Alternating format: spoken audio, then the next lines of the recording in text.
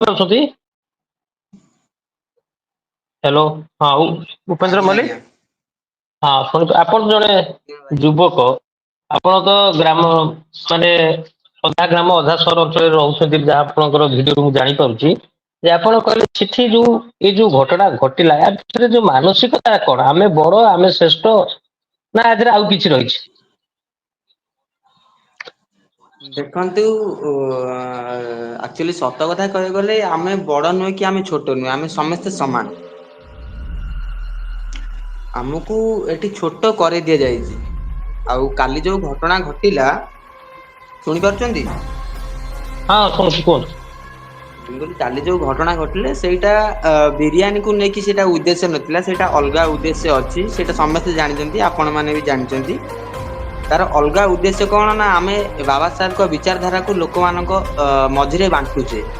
ସତଟା କଣ ଆମେ ମାନେ ଜଣଉଛେ, ବୁଝିଲେ? ତାଙ୍କର ଲକ୍ଷ୍ୟ ରହିଲା ସେଠି, ସେ ବିରିୟାନୀ କଥା ନୁହେଁ। ହଜାର ହଜାର ଲୋକ ଏଠି ବିରିୟାନୀ ବନଉଛନ୍ତି, ହଜାର ହଜାର ମୁସଲିମ, ଖ୍ରୀଷ୍ଟିଆନ, ବୁଦ୍ଧିଷ୍ଟ ଲୋକ ବି କାଲି ଖାଇଛନ୍ତି। ସେମିତି ଚନ୍ଦ୍ର ଗ୍ରହକୁ ନେଇକି କାଲି ତାଙ୍କର କିଛି ଉଦ୍ଦେଶ୍ୟ ନଥିଲା କି ଆମେ ଜଣକୁ ଧରିବା। ତାଙ୍କର ଉଦ୍ଦେଶ୍ୟ ଅଛି କି ଏସି ଏସଟି ଲୋକମାନେ ବାବା ସାହେବ ବିଚାରଧାରାକୁ କଣ ପାଇଁ ଲୋକମାନଙ୍କ ମଝିକୁ ଆଣୁଛନ୍ତି, କଣ ପାଇଁ ଆମ ସମାଜରେ ଅନ୍ଧବିଶ୍ୱାସ ଟାକୁ ହଟେଇବା ପାଇଁ ଚାହୁଁଛନ୍ତି। ସେମାନଙ୍କର ଲକ୍ଷ୍ୟ ହେଲା ଅନ୍ଧବିଶ୍ୱାସରେ ଏମାନେ ଯୋଡି ହେଇକି ରୁହନ୍ତୁ, ଏମିତି ସିଏ ଭୋଗନ୍ତୁ, ଏମିତି ଆମେ ତାଙ୍କୁ ଛୋଟ ଆକାରରେ ଦେଖୁଥିବୁ, ଏମିତି ତାଙ୍କୁ ଆମେ ପାଦ ତଳେ ଚାପି ରଖିଥିବୁ। ତାଙ୍କର ହେଲା ଉଦ୍ଦେଶ୍ୟ ସେଇଠି। ଆଉ ଦୁଃଖ ଲାଗୁଛି, ଏତେ ବଡ ଘଟଣାଟେ ଘଟିଗଲା, ଆମ ଏସି ଏସଟି ଭାଇ ମାନେ କାଲି ମାଡ ଖାଇଲେ। ଭଉଣୀ ଜଣକୁ ବି ସେ ମାରିଛନ୍ତି। ଏଯାଏଁ ଓଡିଶା ପୋଲିସ କିଛି ଆକ୍ସନ ନେଇନି। ସରକାର ବି କିଛି, ସରକାର ଗୋଟେ ଆମର ଦଳିତ ସମାଜର ବା ଆଦିବାସୀ ଲୋକ ହେଇକରି ବି ସେମାନେ ବି ଟିକେ ଆକ୍ସନ ନବା କଥା। ଏଯାଏଁ ଟିକେ ବି ଆକ୍ସନ ଫାକ୍ସନ କିଛି ନେଇନାହାନ୍ତି। ଦୁଃଖ ଲାଗୁଛି ଭାରି, କାହିଁକିନା ସେ ଜାଗାରେ ଆମେ ନଥିଲୁ ନା। ବହୁତ ଦୁଃଖ ଲାଗୁଛି, କାହିଁକିନା ଏଇ ସବୁ ଜିନିଷ ଆମ ମାନଙ୍କୁ ଭଲସେ ଭଲ ଲାଗେନି। କାହିଁକିନା ଆଜିକା ଡେଟ ରେ ଆମ ସମାଜକୁ ଯୋଉ ଭଳି ଏସି ଏସଟି ସମାଜକୁ ଲୋକମାନେ ନିଚ ଇଏରେ ଦେଖୁଛନ୍ତି, ସେଇଟା ବହୁତ ଦୁଃଖ ଲାଗେ। କାହିଁକି ନା କଥାରେ ଅଛି, ପୃଥିବୀରେ ଦୁଇଟା ଜାତି ଅଛି, ସିଏ ହେଲା ଗୋଟେ ପୁରୁଷ ଆଉ ଗୋଟେ ନାରୀ। ଫିର ବି ଆମେ ତାଙ୍କ ମଝିରେ ଥାଇକିରି ବି ଲୋକମାନେ ଆମକୁ ନିଚ ଆକାରରେ ଦେଖୁଛନ୍ତି। ଆଉ କାଲି ଯୋଉ ଗଣ୍ଡଗୋଳ, ଯୋଉ ଝଗଡାଟେ ହେଲା, ସେ ଝଗଡାରେ ଆମ ଲୋକର କିଛି ଭୁଲ ନଥିଲା। କାଲି ମୁଁ ବି ନିଜେ ଚିକେନ ଖାଇଛି।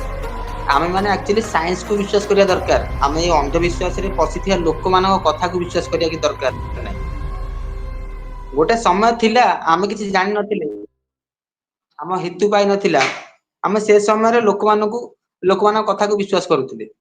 ହେଲେ ଯେବେଠୁ ଆମର ହେତୁ ପାଇଲା, ସେ ସମୟରୁ ଆମେ ମାନେ ଦୂରେଇ ଗଲୁ।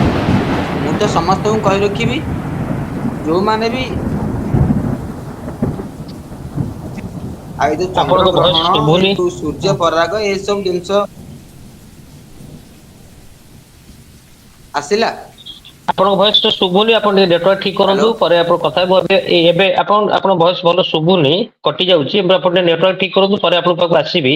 ଆପଣ ଟିକେ ରୁହନ୍ତୁ। ଏବେ ଆମ ସହିତ ଯୋଡିଛନ୍ତି ଟିକି ନା ଠିକ